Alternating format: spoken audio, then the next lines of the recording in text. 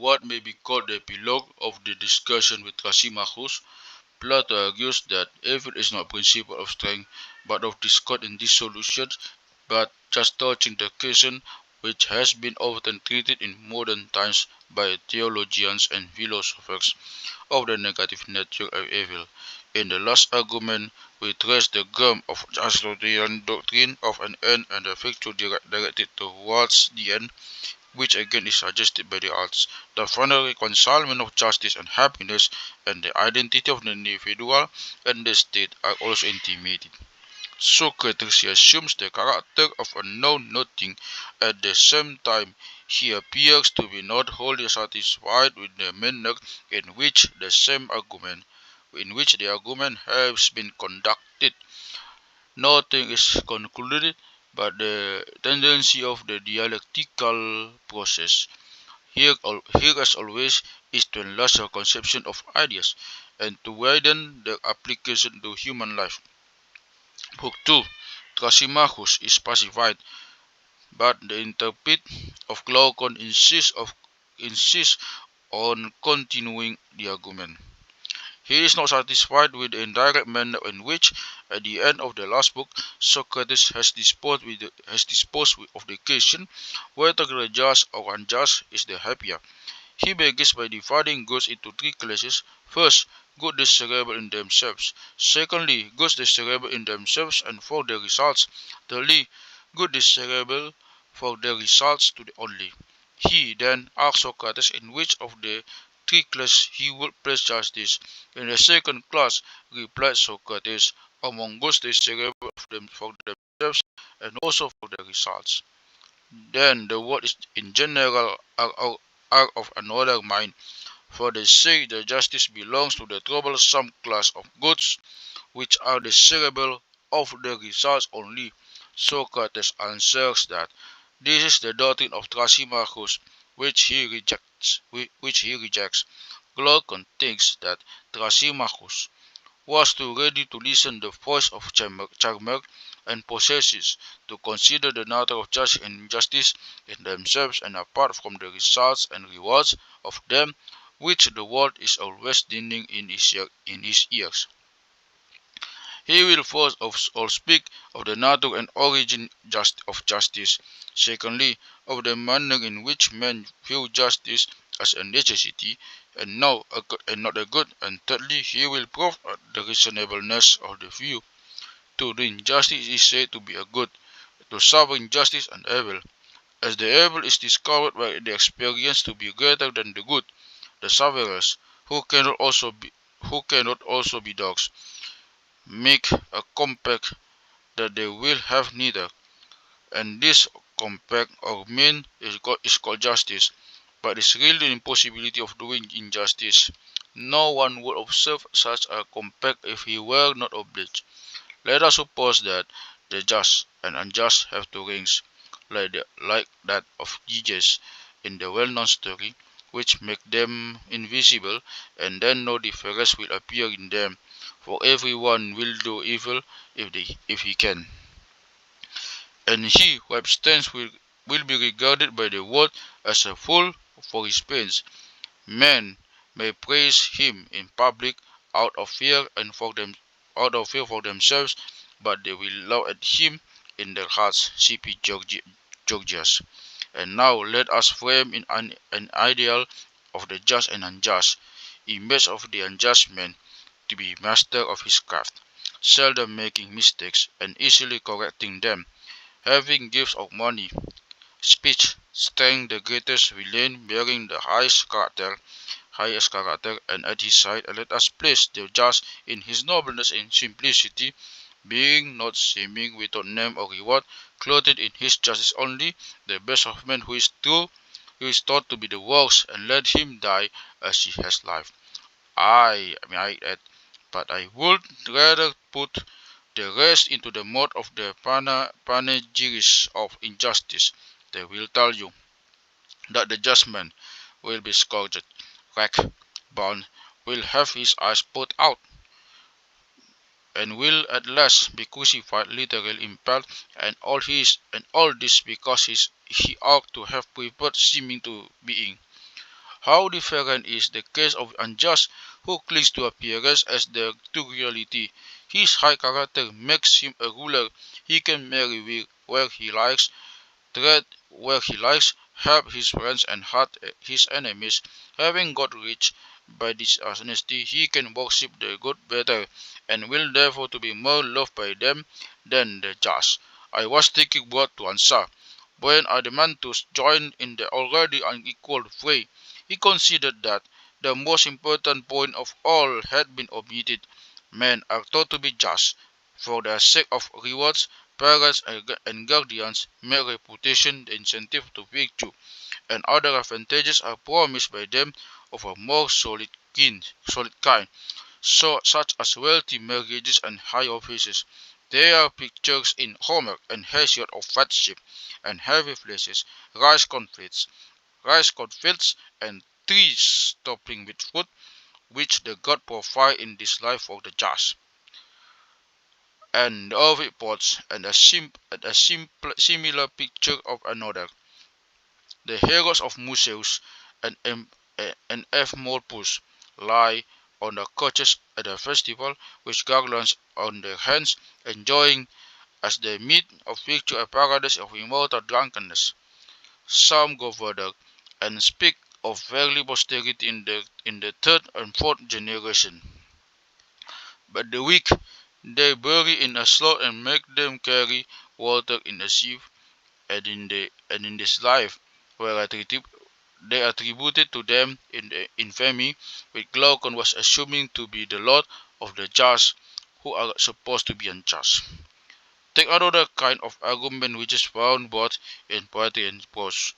Virtue, as Hesiod said, is honorable but difficult. Vice is easy and profitable.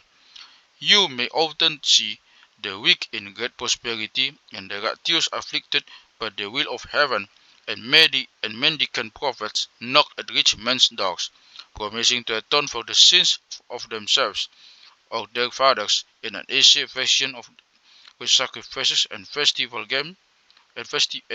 games, or with charms and invocations, to get rid an enemy, good or bad, by divine help. And the small charge, they appeal to books professing to be written by Moses and Orwells, and carry away the minds of whole cities, and promise to get soul of purgatory. And if we refuse to listen to them, no one knows what will happen to us. When a lively-minded, ingenious youth hears all this, what will be his conclusion? Will, will he, in the language of Pindar, make justice his high tower, or fortify himself with crooked deceit?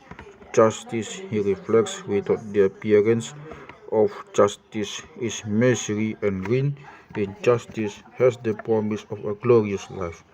Appearance is a master of truth and lord of happiness. To appearance, then I will turn. I will put on the soul of virtue and trail behind me the fox of Archilochus. I hear someone saying that the weakness is not easily concealed, to which I reply that nothing great is easy.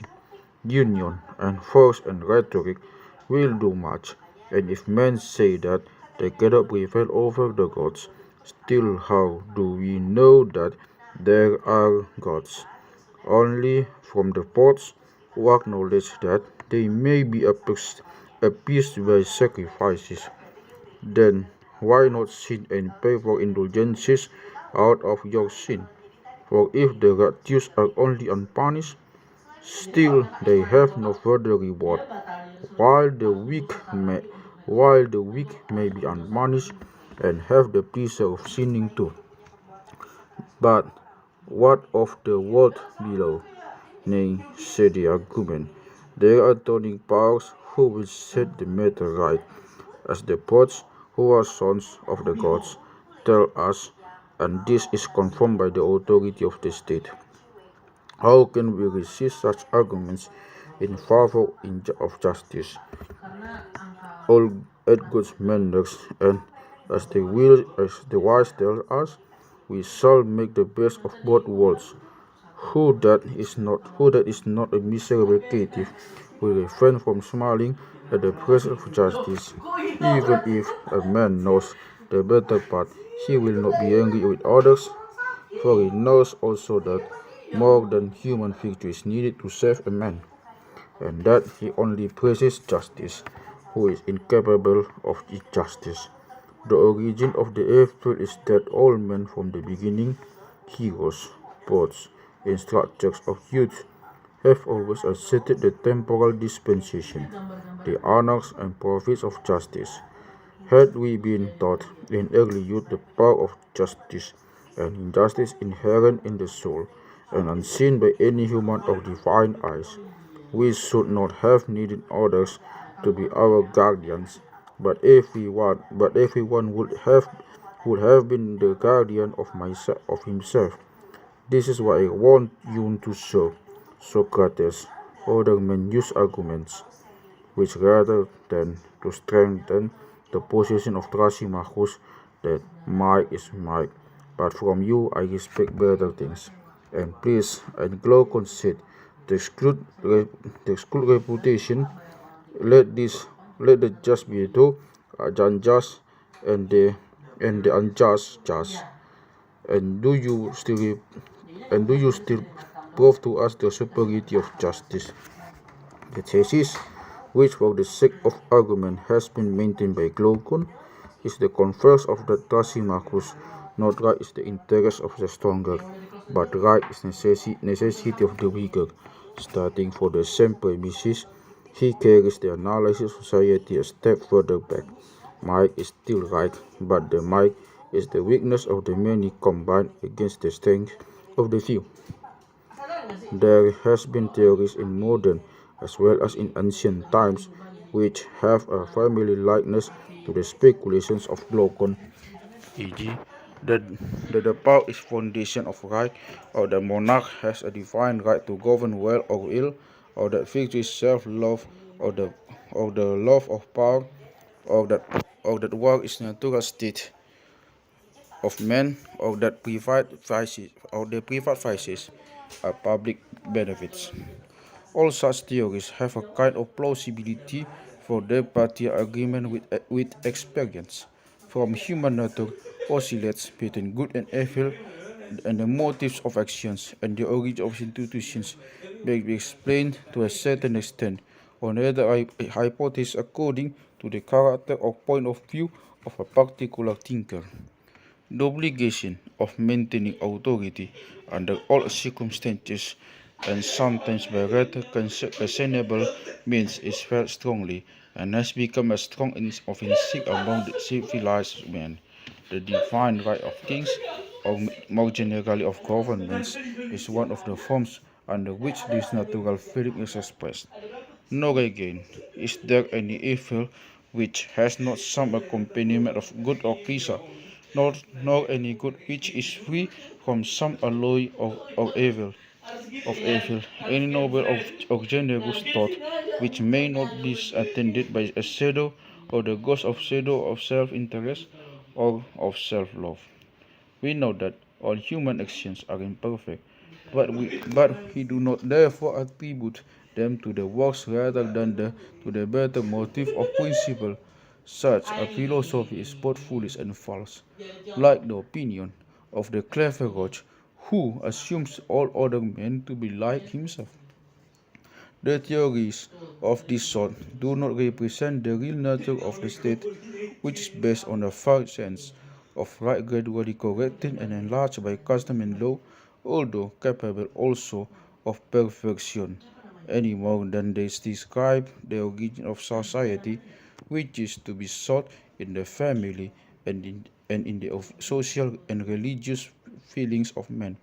Nor do they represent the average character of individuals, which cannot be explained simply on a theory of evil, but has always a contracting element of good. And as men become better, such theories appear more and more untruthful to them, because they are more conscious of their undisinterestedness. A little experience may make a man cynic. A great deal a great deal will bring him back to a truer and kindlier view of the mixed nature of himself and his fellow men.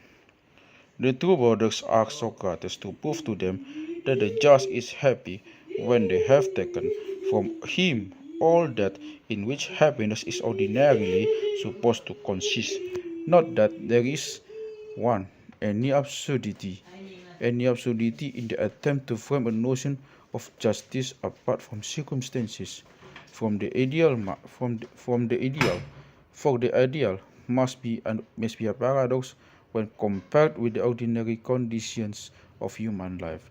Neither the Stoical ideas nor the Christian ideal is true as a fact, but they may serve as a basis of education and may exercise a non-willing influence. An ideal is none the worse because someone has made the discovery that so much ideal was ever realized, and a few exceptional individuals who are raised above the ordinary level of humanity, the ideal of happiness may be released in death and misery. This may be the state which the reason deliberately approves and which the utilitarian as well as every other moralist may be bound in certain cases to favor. Nor again we must we forget that Plato, though he agrees generally with the view implied in the argument of the two brothers, is not expressing his own final conclusion, but rather seeking to dramatize one of the aspects of ethical truth. He is developing his idea gradually in a series of positions or situations. He is exhibiting Socrates for the first time undergoing the Socratic interrogation. Lastly, the word happiness involves some degree of confusion because associated in the language of modern philosophy with conscious pleasure or satisfaction, which was not equally present to his mind. Glaucon has been drawing a picture of the misery of the just and the happiness of the unjust, to which the misery of tyrant in Book 9 is the answer and parallel, and still the unjust must appear just. That is the homage which pays to virtue. But now Adeimantus, taking up the hint which had been already given by Glaucon, proceeds to show that in the opinion of mankind justice is regarded only for the sake of rewards and reputation, and points out the advantage which is given to such arguments as those of Thrasymachus and Glaucon by the conventional morality of mankind. He seems to feel the difficulty of justifying the ways of God to men.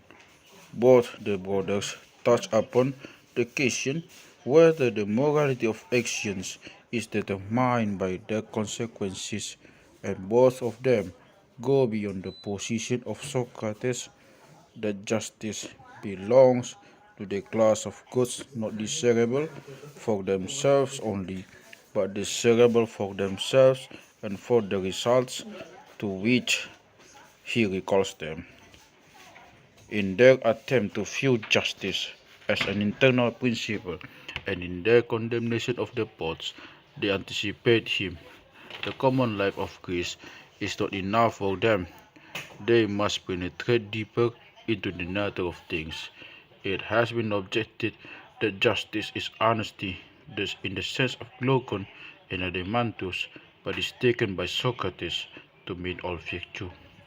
May we not more truly say that the old-fashioned notion of justice is enlarged by Socrates and becomes equivalent to universal order or well-being, first in the state and secondly in the individual.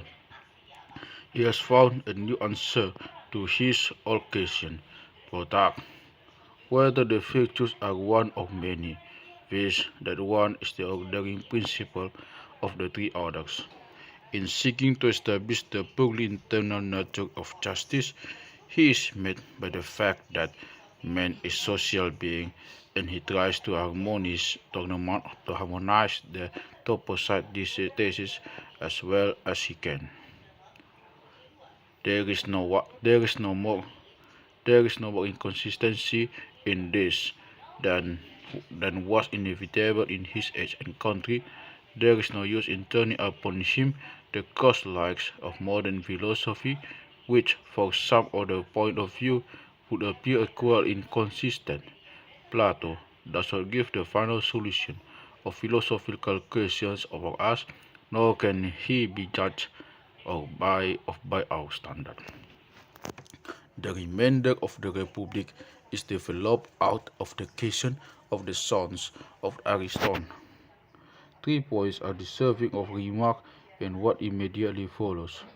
First, that the answer of Socrates is altogether indirect. He does not say that happiness consists in the contemplation of the idea of justice, and still less will he be tempted to affirm the Stoical paradox that the just man can be happy on the rack. But first he dwells on the difficulty of the problem and insists on restoring man to his natural condition before he will answer the question at all. He too will frame an ideal, but his ideal comprehends not only abstract justice, but the whole relations of men. Under the fanciful illustration of the last letters, he implies that he will only look for justice in society, and that from the state he will proceed to the individual.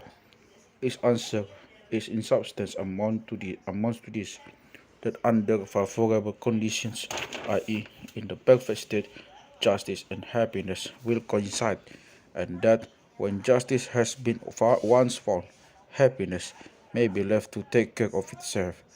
That he falls into some degree of inconsistency when in the 10th book he claims to have got rid of the rewards and honors of justice may be admitted, for he has left those which exist in the perfect state, and the philosopher who retires under the shelter of a wall can hardly have been esteemed happy by him, at least not in this world.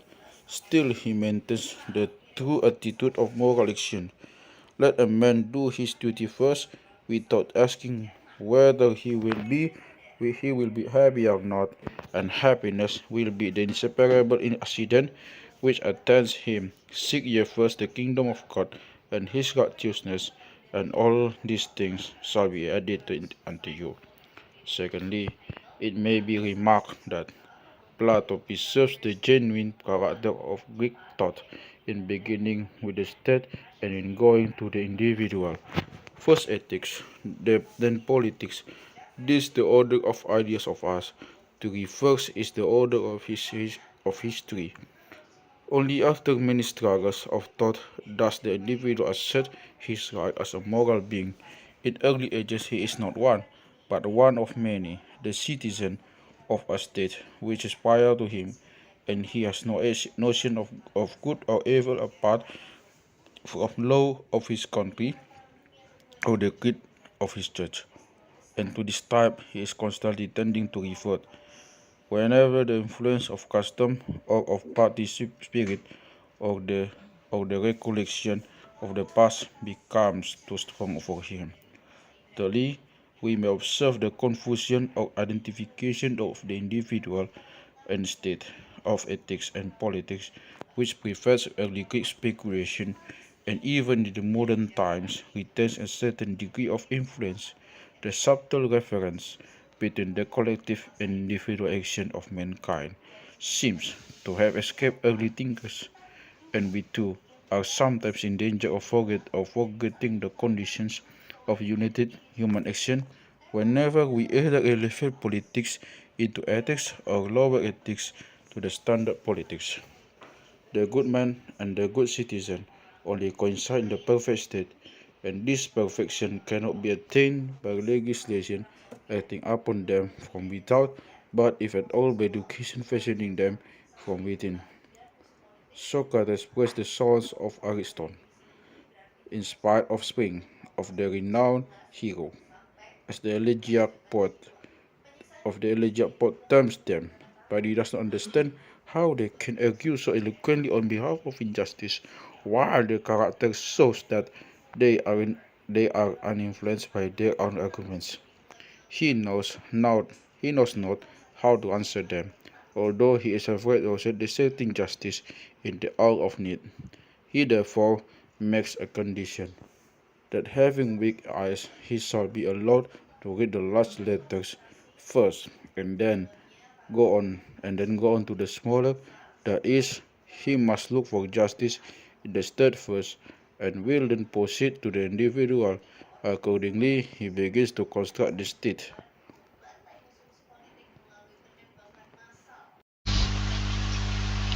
Society arises out of the wants of man. His first want is wood, his second a house, his third a coat. The sense of these needs and the possibility of satisfying them by exchange the individual together on the same spot, and this is the beginning of a state which we take the liberty to invent. Although necessity is the real inventor, there must be there must be first a husbandman, secondly a builder, thirdly a weaver, to which may be added a cobbler. 4 or 5 citizens at least are required to make a city. No man have different networks, but one man will do one thing better than many, and business waits for no man. Hence, there must be a division of labor into different employments, into wholesale and retail trade, into workers and makers of workmen's tools, into shepherds and husbandmen. A city which includes all which include which includes all these will have far exceeded the limit of 4 or 5 and yet not be very large, but then again imports will be required, and imports necessitate exports, and this implies variety of produce in order to attract the taste of purchasers, also merchants and ships. In the city too, we must have a market and money and retail traders, otherwise buyers and sellers will never meet, and the valuable time of the producers will be wasted in vain effort at exchange.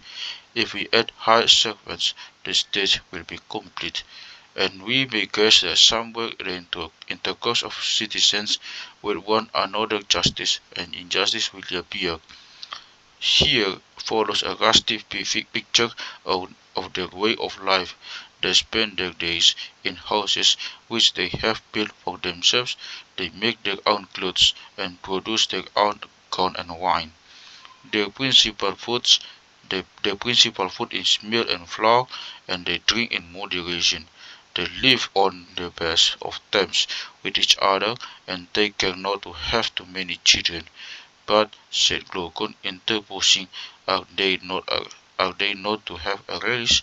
Certainly, they will have salt and olives and cheese, vegetables and fruits and chestnuts to roast at the fire. This is a city of pigs, Socrates. Why, I replied, what do you want more? Only the comforts of life, sofas and tables, or sauces and sweets, and sweets. I see you want not only a state, but a luxurious state, and possibly in the more complex frame we may sooner find justice. Then the fine arts must go to work every conceivable instrument and ornament of luxury will be wanted. There will be dancers, painters, sculptors, musicians, cooks, barbers, tirewomen, nurses, artists, swineherds, and knatters to for the animals, and physicians to cure the disorders of which luxury is the source. To feed all these superfluous modes, we shall need a part of our neighbor's land, and they will want a part of ours. And this is the origin of war, which may be traced to the same causes as other political evils. A city will now require the slight addition of a camp, and the citizen will be converted to a soldier. But then again, All doctrine of the division of labor must not be forgotten. The art of work cannot be learned in a day, and there must be a natural aptitude for military duties. There will be some warlike natures who have this aptitude dogs, keen of scent, swift of foot to pursue, and strong of limb to fight. And a spirit is the foundation of courage. Such natures, whether of men or animals, will be full of spirit, but these spirited natures are apt to bite and devour one another. The union of gentleness to friends and fierceness against enemies appears to be an impossibility, and the guardian of a state requires both qualities. Who then can be a guardian? The image of the dog suggests an answer, for dogs are gentle to friends and fierce to strangers. Your dog is a philosopher who judges by the rule of knowing and not knowing, and philosophy, whether in man or beast, is the parent of gentleness. The human watchdogs must be philosophers or lovers of learning will, which will make them gentle. And how are they to be learned without education? But what shall their education be? Is any better than observation, so which is comprehended under the name of music and gymnastics? Music includes literature, and literature is oft to cast to enforce. What you mean, he said. I mean the children hear stories before they learn gymnastics, and that the stories are either untrue or have at most one and two grains of truth in the bustle of falsehood. Now, early life is very impressible, and children ought not to learn what they will have to unlearn when they grow up. We must therefore have a sense also for nursery tales, banishing some and keeping others. Some of them are very improper, as we may see in the greater instances of Homer and Hesiod, who not only tell lies but lies stories about Uranus and Saturnus, which are immoral as well as false, and which should never be spoken of to young persons, or indeed at all, or if at all, then is in a mystery after the sacrifice, not of an Eleusinian pig, but of some improbable animal. Shall our youth be encouraged to beat their fathers by the example of Zeus, or our citizens be incited to carol by hearing, or sing representations, or strife among the gods? Shall they listen to the narrative of Hephaestus bending his mother, and of Zeus sending him flying for helping her when she was beaten?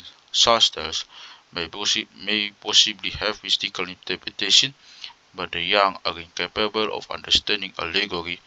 If one if anyone asks what tales are to be allowed, we will answer that we are legislators and not bookmakers. We only lay down the principles according to which books are to be written. To write them is the duty of others, and our principle is that God must be represented as he is, not as the author of all things, but of good only. We will not suffer the post to say that he is the steward of good and evil, or that he has to cast full of destinies, or that Athens and Zeus incited Pandarus to break a treaty, or that God caused the sufferings of Niobe or Pelops or the Trojan War, so that he makes men sin, and when he wishes to destroy them. Either these were not the actions of the gods, or God was just, and men were the better for being punished. But that the deed was evil, and the God the author is a weak suicidal fiction, when we will allow 101 all or young to utter this our first and great principle: God is the author of good only. And the second principle is like unto it. With God is no variableness or change of form. Reason teaches us this, for if we suppose a change is God, he must be changed either by another or by himself. By another, but the best works of nature and art and the noblest qualities of mind are least liable to be changed by any external force. By himself, but he cannot change for the better, he will hardly change for the worse. He remains forever fairest and best in his own image. Therefore, we refuse to listen to the poets who tell us of here being in the likeness of priestess or of other deities who brought about at night in strange disguises all that blasphemous nonsense with which mothers fool the manhood out of the children must be suppressed. But someone but someone will say that God, who is himself unchangeable, may take a form in relation with us. Why should he, for gods as well as men, had the lie in the soul or principle of falsehood, and as for any other form of lying which is used for any purpose and is regarded an innocent in certain exceptional cases? What need have the gods of this? For they are not ignorant of antiquity like the poets, nor are they afraid of their enemies, nor is madman afraid of theirs. God then is true, he is absolutely true.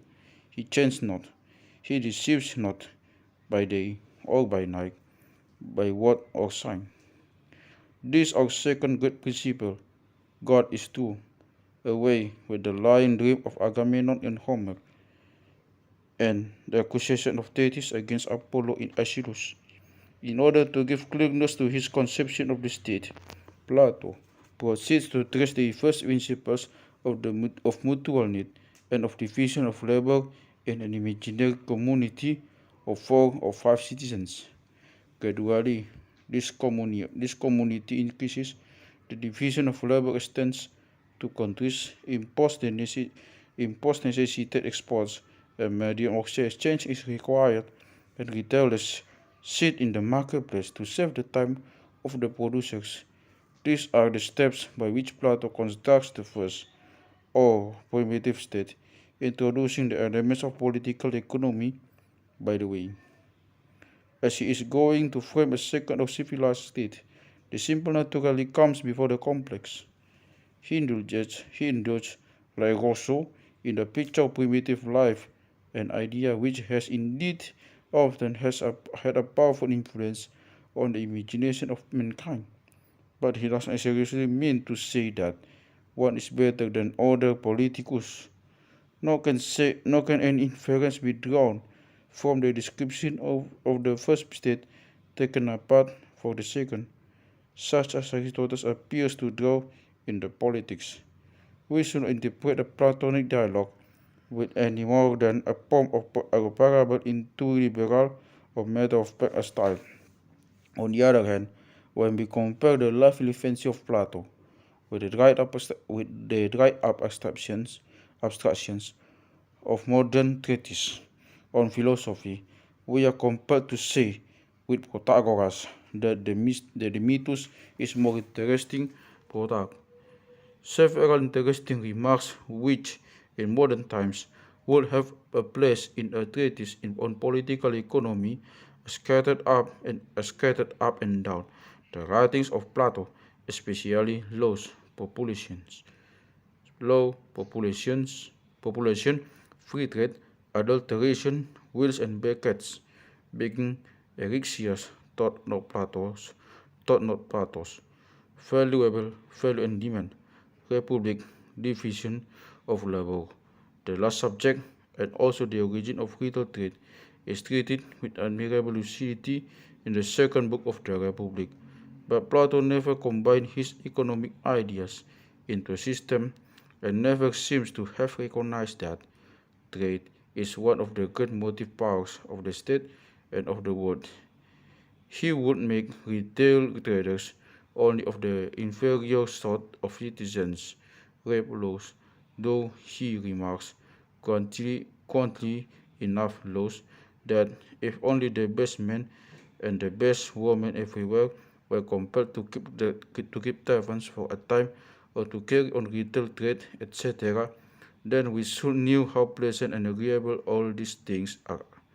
The disappointment of Glaucon at the City of Pigs the ludicrous description of the ministers of luxury in more refined state, and the afterthought of the necessity of doctors, the illustration of the nature of the guardian taken from the dog, the desirableness of offering some almost unprocurable victim, when impure mysteries are to be celebrated, but the behavior of Zeus to his father and of Hephaestus to his mother are touches of humor which have also a serious meaning.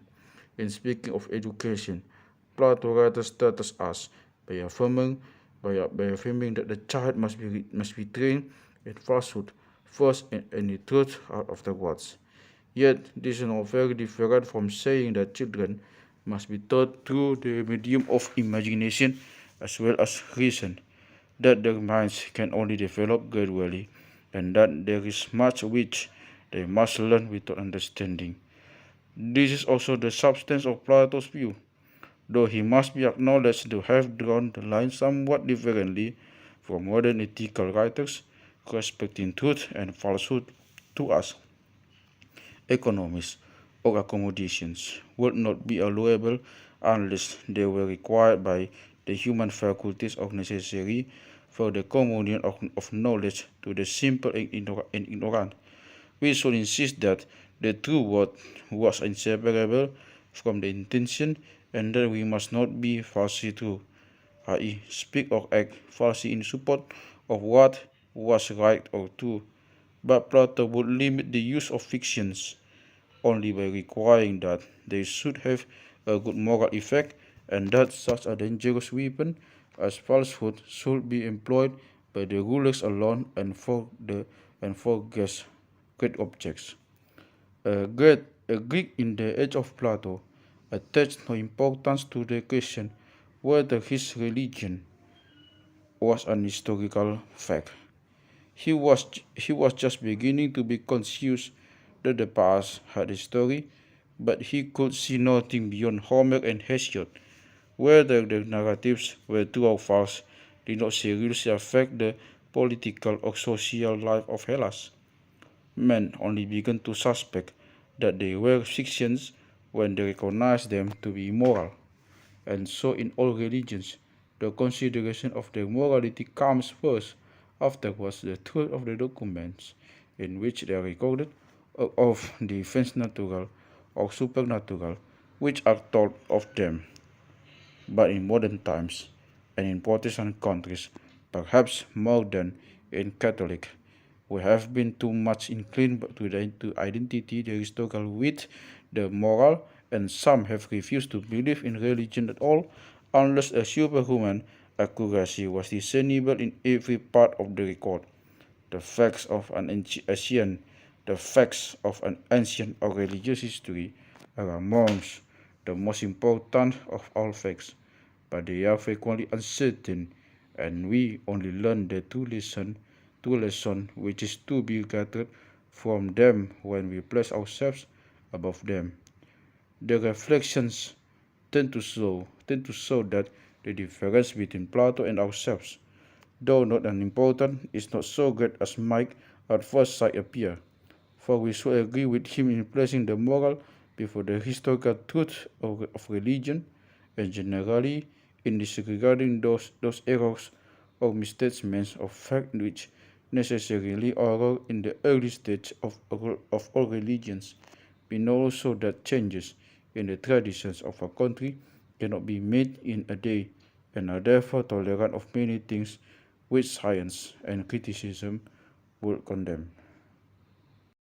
We note in passing that the allegorical interpretation of mythology, said to have been the first introduced as early as the 6th century before Christ by Theagenes of Rhegium, was well established in the age of Plato, and here, as in the Phytagoras, though for a different reason, was rejected by him. These anachronisms, whether of religion or law, when men have reached another stage of civilization, should be got rid of by should be got rid got rid of by fictions. Is in accordance with universal experience. Great is the art of interpretation, and by a natural process, which when once discovered was always going on, what could not be uttered was explained away. And so without any palpable inconsistency there existed side by side two forms of religion, the tradition inherited or invented by the poets of the customary worship of the temple. On the other hand, there was the religion of the philosopher, who was dwelling in the heaven of ideas, but did not therefore refuse to offer a cup of Asclepius, or to be seen saying his prayers at the rising of the sun. At length, the antagonism between the popular and philosophical religion, never so great among the Greeks as in our own age, disappeared, and was only felt like the difference between the religion of the educated and uneducated among ourselves. The sales of Homer and Hesiod early passed into the royal mind of Plato, Philebus. The giant Heraclitus became the knight errant and benefactor of mankind. These and still more wonderful transformations were readily effected by the ingenuity of Stoics and Neoplatonists in the 2 or 3 centuries before and after Christ. The Greek and Roman religions were gradually permeated by the spirit of philosophy, having lost their ancient meaning. They were resolved into poetry and morality, and probably were never purer than at the time of their decay, when their influence over the world was waning. A singular conception which occurs towards the end of the book is the lie in the soul. This connected with the Platonic and Socratic doctrine that, that involuntary ignorance is worse than voluntary. The lie in the soul is a true lie, the corruption of the highest truth, the deception of the highest part of the soul, from which he who is deceived has no power of delivering himself. For example, to represent God as false or immoral, or according to Plato as the deluding man with appearances, or as the author of evil, or again to affirm with Pythagoras that knowledge is sensation, or that being is becoming, or with Thrasymachus that might is right, would have been regarded by Plato as a lie of this hateful sort. The greatest unconsciousness of the great untruth, e.g., if the language of the Gospels, John, he who was blind were to say I see, is another aspect of the state of mind which Plato is describing. The lie in the soul the lie in the soul may be further compared with the sin against the Holy Ghost Luke, allowing for the difference between Greek and Christian modes of speaking. To this is opposed the lie in words, which is only such a deception as may occur in play or poem or allegory or figure to speech or in any sort of accommodation, which thought useless to the gods may be useful to men in certain cases. Socrates is here answering the question which he had himself raised about the propriety of deceiving a madman, and he is also contrasting the nature of God and man. For God is truth, but mankind can only be true by appearing sometimes to be partial or false. Reserving for another place the great questions of religion or education, we may not further. 1. The approval of the old tradition. The approval of the old traditional education of Greece, the preparation which Plato is making for the attack on Homer and the poets. 3. The preparation which he also making for the use of economists in the state. 4. The contemptuous and at the same time euphemistic manner in which here as below he alludes to the chronic scandalous of the gods. Book 3. There is another motive in purifying religion, which is to banish fear, for no man can be courageous who is afraid of death, or who believes the tales which are repeated by the poets concerning the world below. They must be gently requested not to abuse hell, they may be reminded that their stories are both untrue and discouraging. Nor must they be angry if exposed of obnoxious passages such as the depressing words of Achilles. I would rather be serving be a, I would rather be a serving man than rule over all the dead. And the verses which tell of the squalid mansions, the senseless shadows, the fleeting soul mourning over lost strength and youth, the soul with a giver growing beneath the earth like smoke, or the souls of the seaters, which flutter about like bats, the terrors and horrors of cocytus and sticks, ghosts and shapeless states, and the rest of the Tartarian nomenclature must vanish. Such tales may have their use, but they are not the proper food for soldiers. As little can we admit the sorrows and sympathies of the Homer heroes, Achilles, the son of Thetis, in tears, throwing ashes in his head, or pacing up and down the seesaw in distraction, or Priam, the cousin of the gods, crying aloud, rolling in the mire. A good man is not prostrated at the loss of children of fortune. Neither is death terrible to him, and therefore lamentations over the dead should not be practiced by men of not. They should be the concern of inferior persons only, whether woman or man. Still worse is the attribution of such weakness to the gods, as when the goddesses say, "Alas, my travail." And worst of all, when the King of Heaven himself laments his inability to save Hector, or sorrows of the impending doom of his dear Sarpedon. Such a character of God is not ridiculed by our young men, is likely to be imitated by them. Nor should our citizens be given to excess of laughter. Such violent delights are followed by a violent reaction. The description in the Iliad of the gods shaking their sides at the clumsiness of Hephaestus will not be admitted by us. Certainly not. Truth should have a high place among the virtues, for falsehood, as we were saying, is useless to the gods and only useful to men as a medicine. But this employment of falsehood must remain a privilege of state. The common man must not in return tell a lie to the ruler any more than the patrician would tell a lie to his physician or the sailor to his captain. In the next place, our youth must be temperate, and temperance consists in self-control and obedience to authority. That is a lesson which Homer teaches in some places. The Achaeans march on breathing prowess in silent awe of their leaders, but a very different one in other places.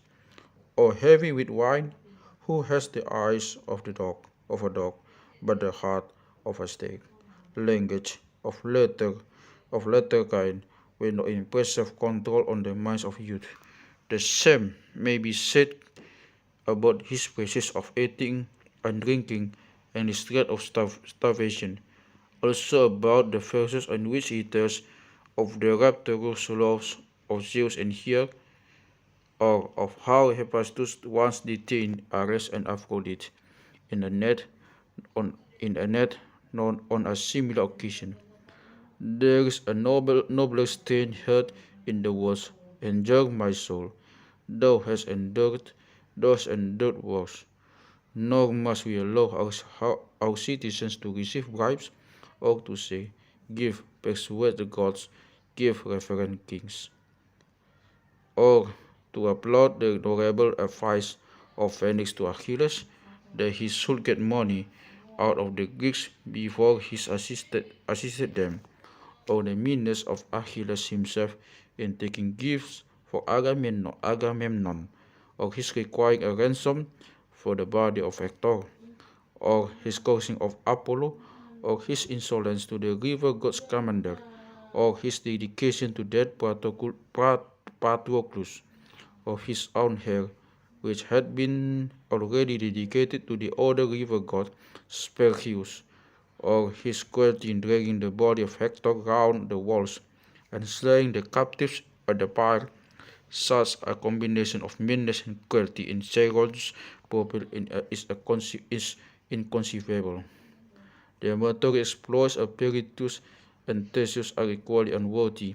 Either these, either these so-called sons of gods were not the sons of gods, or they were not such the poets imagined them, any more than the gods themselves are the authors of evil. The youth who believes that such things are done by those who have the blood of heaven flowing in their veins will be too ready to imitate their example. Enough of gods and heroes. What shall we say about men? What the poets, what the poets and storytellers say, that the weak prosper and the righteous are afflicted, or that justice is another's gain. Such misinterpretations cannot be allowed by us. By in this we are anticipating the definition of justice, and had therefore better defer the inquiry. The subjects of poetry have been sufficiently treated. Next follows styles. Next follows style. Now, all poetry is a narrative of events, past, present, or to come, and narrative is of three kinds: the simple, the imitative, and the composition of the two. An instance will make my meaning clear. The first scene in Homer is of the last mixed kind, being partly description and partly dialogue. But if you throw the dialogue into the ratio obliqua, the passage will run thus. The priest came and prayed Apollo that the Achaeans might take Troy and have a safe return if Agamemnon would only give him back his daughter, and the other Greeks assented, but Agamemnon was wroth, and so on. The whole then becomes descriptive, and the poet is the only speaker left, or if you omit the narrative, the whole becomes dialogue. These are the three styles. Which of them is to be admitted into our state? Do you ask where the tragedy and comedy are to be admitted? Yes, but also something more. Is it not doubtful whether our guardians are to be imitators at all, or rather has not the question been already answered? For we have decided that one man cannot in his life play many parts and mean any more than he can act both tragedy and comedy, or be rhapsodies and actor at once. Human nature is going into very small pieces, and as our guardians have their own business already, which is the care of freedom, they will have enough. They will have enough to do without imitating. If they imitate, they should imitate, not any meanness of business, but the good only, for the marks which the actor wears is apt, to become his face. We cannot allow men to play the parts of women, quarreling, weeping, scolding, or boasting against the gods, lest of call when making love or in labor. They must not represent slaves, or bullies, or cowards, drunkards, or madmen, or blacksmiths, or kneading horses, or bellowing bulls, or sounding rivers, or a raging sea. A good or wise man will be willing to perform good and wise actions, but he will be ashamed to play an inferior part which he has never practiced, and he will prefer to employ the descriptive style with as little imitation as possible. The man who has no self-respect, on the contrary, will imitate anybody and anything, sounds of nature and cries of animals like. His whole performance will be imitation of gesture and voice, now in the descriptive style. there are few changes, but in a dramatic, there are a great many poets and musicians use either or a compound of both, and this compound is very attractive to youth and their teachers as well as to the vulgar part of state in which one man plays only part on one part only is not adapted for complexity. And when one of these polyphonous pantomimic gentlemen offers to exhibit himself and his poetry, will show him every observance of respect, but at the same time tell him that there is no room for his kind in our state. We prefer the rough on the spot and will not depart from our original modest laws. Next, as to the music, a song or ode has three parts: the subject, the harmony, and the rhythm, of which the two last are dependent upon the first.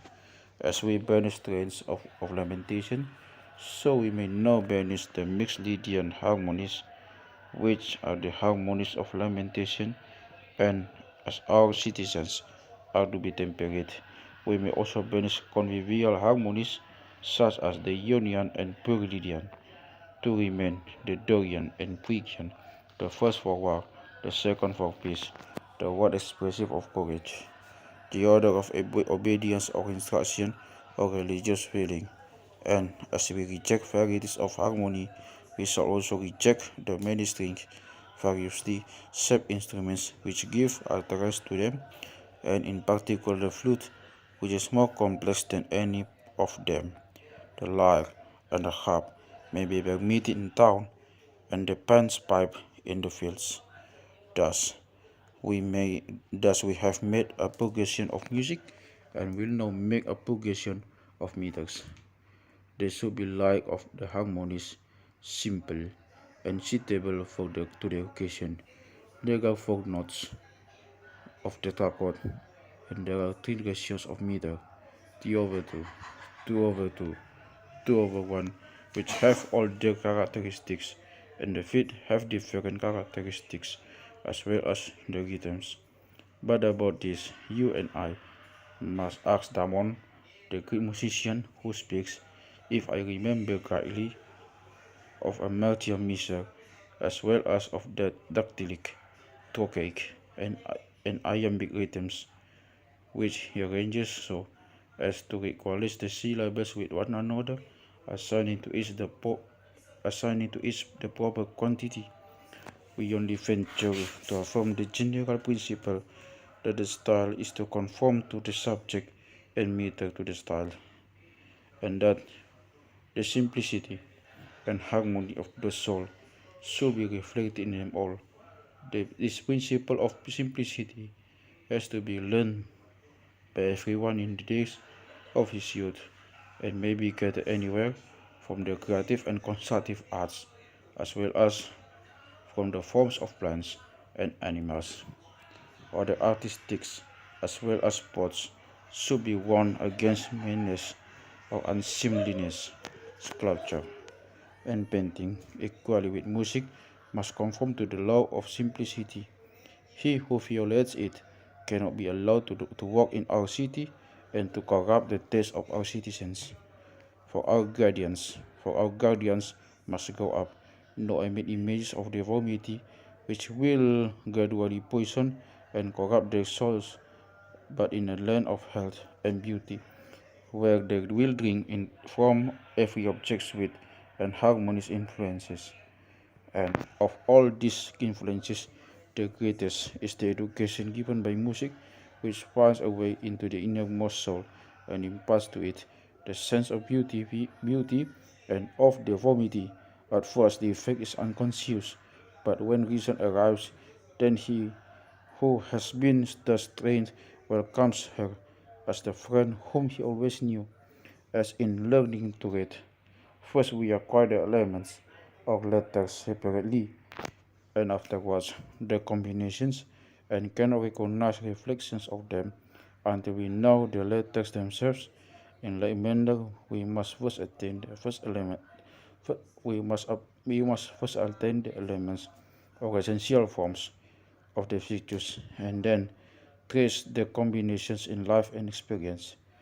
There is a music of the soul which answers to the harmony of the world, and the first object of a musical soul is the fragment in the verb body. Some defect in the latter may be excused, but not in the former. True love is the daughter of temperance, and temperance is utterly opposed to the madness of body pleasure. Enough has been said of music, which makes a fair ending with love. Next, we pass on to gymnastics, about which I would remark that the soul is related to the body as a cause to an effect, and therefore, if we educate the mind, we may leave the education of the body in her change, and it only give a general outline of the course to be pursued. In the first place, the guardians must abstain from strong drink, for they should be the last persons to lose their wits. Whether the habits of the palestra are suitable to them is more doubtful, for the ordinary gymnastic sleepy sort of thing, and if left off suddenly, is apt to endanger health. But our warrior athletes must be wide awake dogs, and must also be inured to all changes of food and climate. Hence, they will require a simpler kind of gymnastic akin to their simple music, and for their diet a rule may be found in Homer, who feeds his heroes on roast meat only, and gives them no fish, although they are living at the seaside, no boiled meats, which involve an apparatus of pots and pans. And if I am not mistaken, he now mentions sweet sauces, Sicilian cookery and Attic confections, and Corinthian courtesans, which are to gymnastic what Lydian and Ionian melodies are to music, must be forbidden. Where gluttony and intemperance prevail, the town quickly fills with doctors and pleaders, and law and medicine give themselves airs as soon as the women of a state take an interest in them. But what can show more disgraceful state of education than to have to go abroad for justice, because you have none of your own at home, and yet there is a worse stage of the same disease, when men have learned to take a pleasure and pride in the twist and turn of the law, not considering how much better it would be for them so to order their lives as to have no need of a nodding justice. And there's a light disgust in employing a physician, not for the cure of wounds or epidemic disorders, but because a man has by laziness and luxury contracted diseases which were unknown in the days of Aspidus. How simple is the Homeric practice of medicine! Epicurus, after he has been wounded, drinks a posset of Parmenian wine, which is of a heat nature, and yet the sons of Asclepius blame neither the damsel who gives him the drink, nor Patroclus, who is attending on him. The truth is that this modern system of nursing disease was introduced by Herodicus the Trainer, who, being of a sickly constitution, by a compound of trading and medicine started first himself and then a good many other people, and lived a good deal longer than he had any right. But Asclepius would not but teach this art, because he knew that the citizens of a well-ordered state have no leisure to be ill, and therefore he adopted the kill or cook method which artisans and laborers employ. They must be at their business, they say, and have no time for colding. If they recover, well; if they don't, there's an end of them. Whereas the rich man is supposed to be a gentleman who can afford to be ill. Do you know a maxim of Pico for Cletus, that when a man begins to reach, or perhaps a little sooner, he should practice virtue. But how can excessive care of health can be inconsistent with an ordinary occupation and yet consistent with the practice of virtue which Heraclitus inculcates? When the student imagines that philosophy gives him a headache, he never does anything. He is always unwell. This was the reason why Asclepius and his sons practiced no such art. They were acting in the interest of the public and did not wish to preserve useless lives or raise up upon offspring to the world's rights. Honest diseases, the honesty cured, and if a man was wounded, they applied the proper remedies and then let him eat and drink what he liked. But they declined to treat intemperate and worthless subjects, even though they might have had made large fortunes out of them. As to the story of Pindar, that Asclepius was slain by a thunderbolt for restoring a rich man to life, that is a lie following our old rule. We must say either that he did not take bribes or that he was not the son of God. Glaucon then asked Socrates whether the best physicians and the best judges will not be those who have, who had, who have had severely the greatest experience of disease and of crimes. Socrates draws a distinction between the two professions. The physician should have had experience of disease in his own body, for he goes with his mind and not with his body. But the judge controls mind by mind, and therefore his mind should not be corrupted by crime. Where then is he to gain experience? How is he to be wise and also innocent? When young, a, a good man is apt to be deceived by evil dogs, because he has no pattern of evil in himself, and therefore the judge should be a certain age. His youth should have been innocent, and he should have acquired insight into evil not by the practice of it, but by the observation of it in others. This is the ideal of a judge. The criminal turned detective is wonderfully suspicious, but when in company with good men who have experience, he is at fault, for he foolishly imagines that everyone is as bad as himself. Vice may be noun of virtue, but cannot know virtue. This the sort of medicine, and this the sort of law which prevail in our state.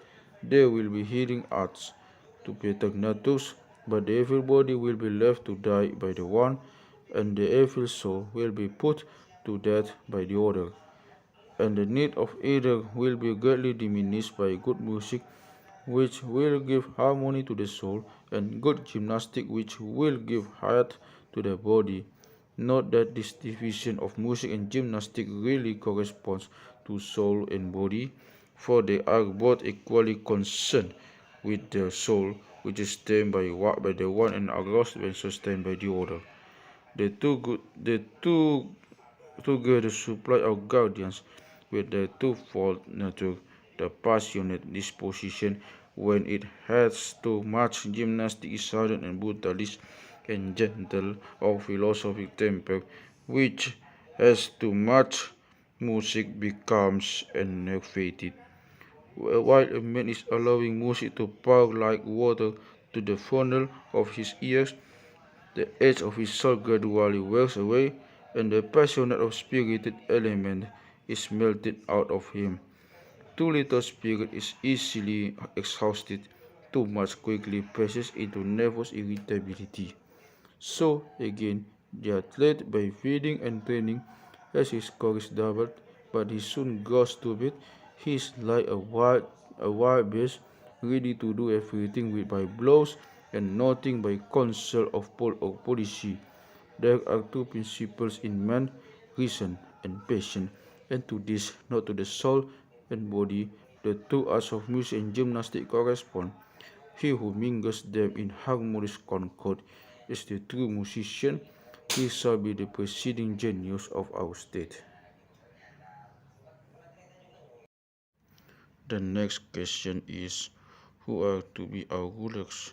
First, the elder must rule the younger, and the best of the elders will be the best guardians. Now they will be the best Now they will be the best who love their subjects most, and think that they have a common interest with them in the welfare of the state. These we must select, but they must be watched at every epoch of life to see whether they have retained in same opinions, and held out against force and enchantment, for time and persuasion, and the love of pleasure may enchant a man with the change of purpose, and the force of grief and pain may compel him.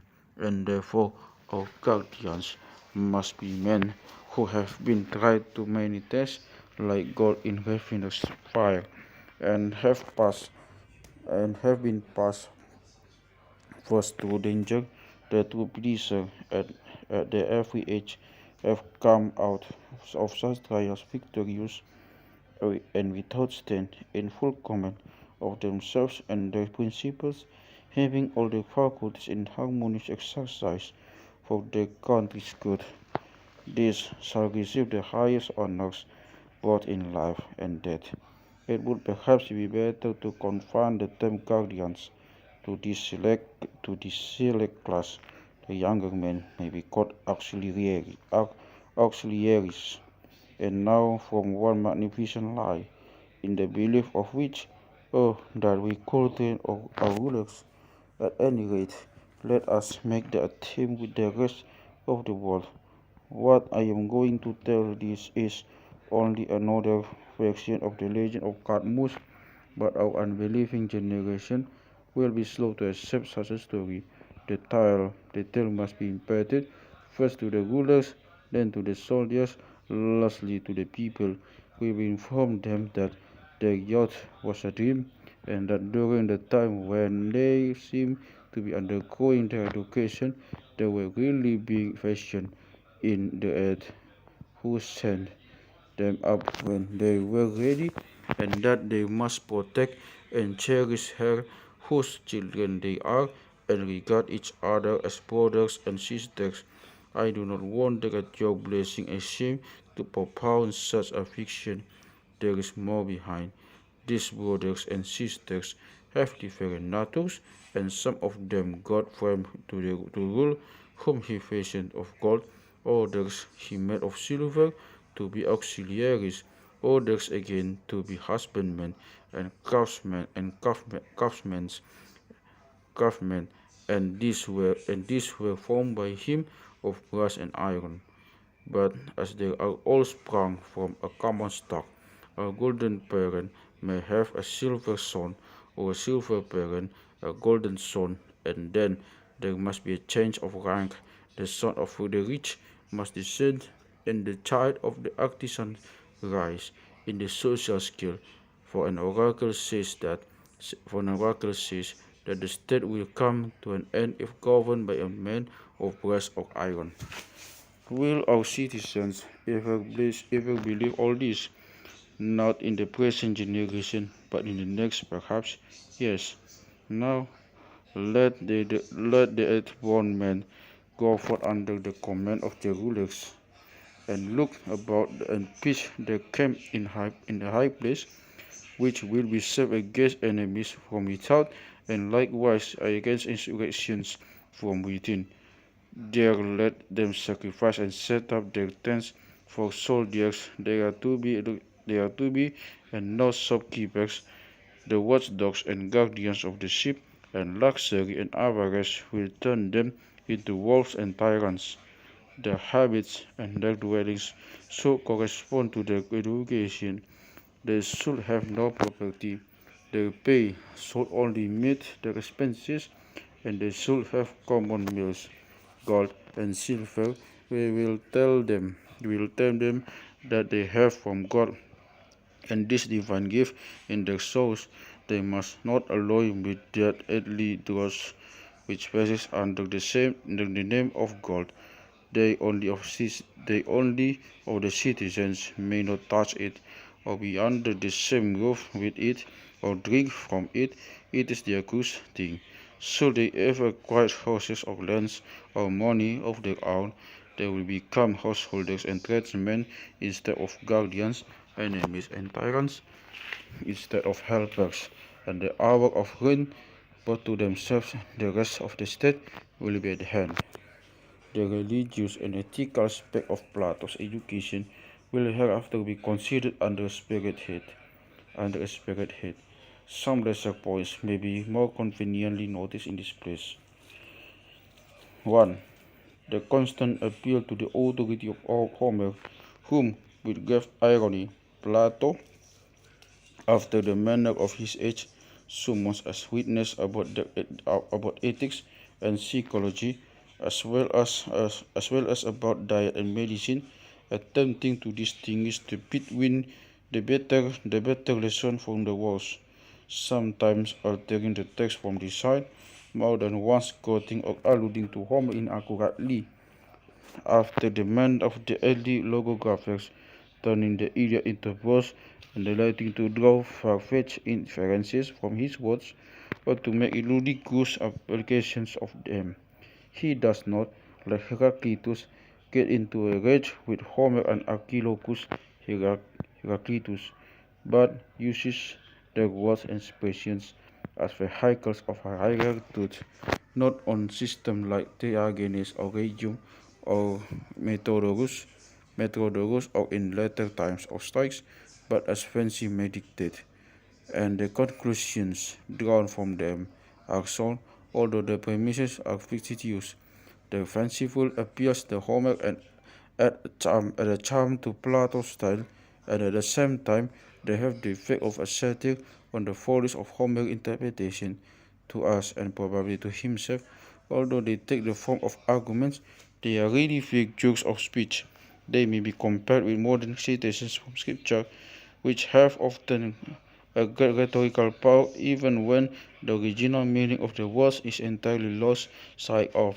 The real, like the Platonist Socrates, as we gather from the memorabilia of Xenophon, was fond of making similar adaptations, great in all ages and countries and religion, as well as in law and literature, has been the art of interpretation. The style is to conform to the subject, and the meter to the style. Notwithstanding the fascination with the both classical exercises over us, we can hardly maintain that this rule is observed in all the Greek poetry which has come down to us. We cannot deny that the thought often exceeds the power of lucid expression in Aeschylus and Pindar, and that rhetoric gets the better of the thought in the sophist spot Euripides. Only perhaps in Sophocles is there a perfect harmony of the two. In him alone do we find a grace of language, that the beauty of a Greek statue, in which there is nothing to add or to take away. At least this is true of single plays or of large portions of them. The connection in the tragic sources and in the Greek lyric poets is not unfrequently a tangled thread which in an age before logic the poet was unable to draw out. Many thoughts and feelings mingled in his mind, and he had no power of disengaging or arranging them. For there is subtle influence of logic which requires to be transferred from prose to poetry, just as the magic and perfection of language are infused by poetry into prose. In all ages, the poet has been a bad judge of his own meaning upon, for he does not see that the word which is full of associations to his own mind is difficult and unmeaning to that of another, or that the sequence which is clear to himself is puzzling to others.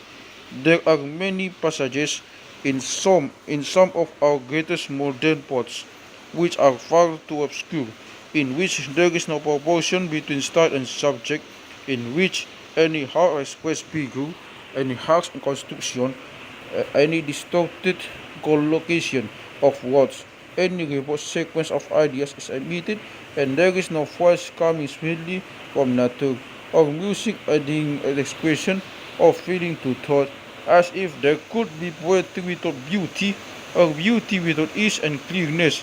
The obscurities of early Greek poets arose necessarily out of the state of language and logic which existed in their age. There are not examples to be followed by us, for the use of language ought in every generation to become clearer and clearer.